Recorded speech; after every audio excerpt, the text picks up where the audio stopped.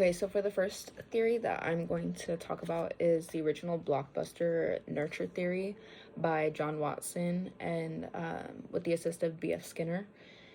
I liked the operant conditioning because I'm a first-time parent, and they talked about the reinforcement and how a lot of times we're reinforcing the wrong things and, we don't really realize it.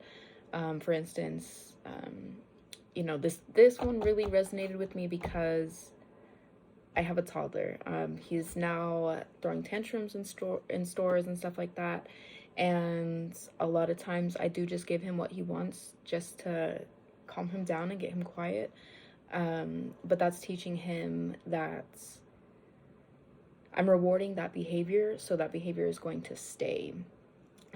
He's learning that behavior. It's learned. And, as parents, a lot of times we think, like, why is my child, like, so crazy and, like, act out all the time? And it's because when they do in public, we are giving them what they want, so that is something that I have really been mindful of ever since seeing that, because the actions that are not reinforced or rewarded are extinguished, like they go away.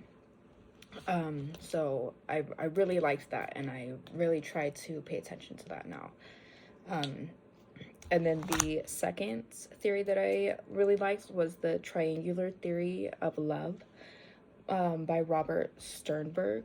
Yeah, Sternberg. Because this is the first time I've ever been, like, in a long-term healthy relationship. And it did change a lot when we had children. Unfortunately, I did suffer a miscarriage, so I do have an angel in the sky, but with with both, it really altered our relationship.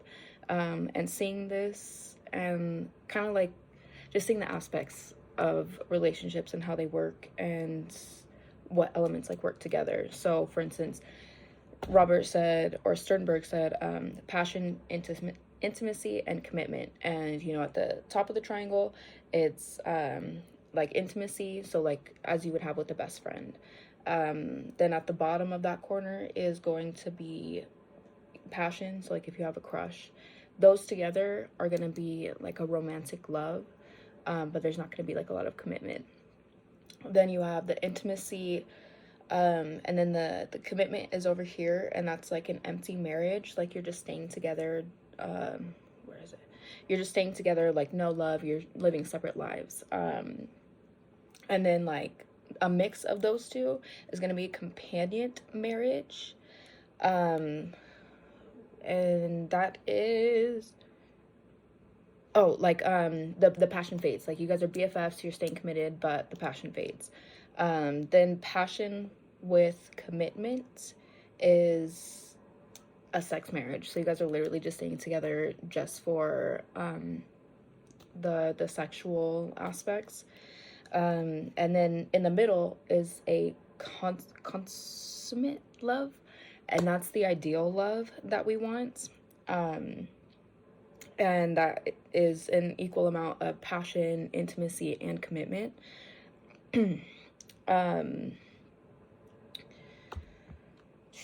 What else?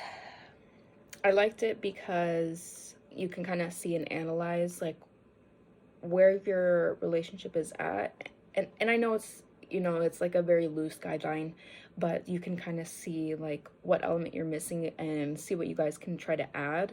I know the book had a lot of like suggestions. One of them was, so like when the working model happens and, like the intimacy goes down, work, kids, stuff like that.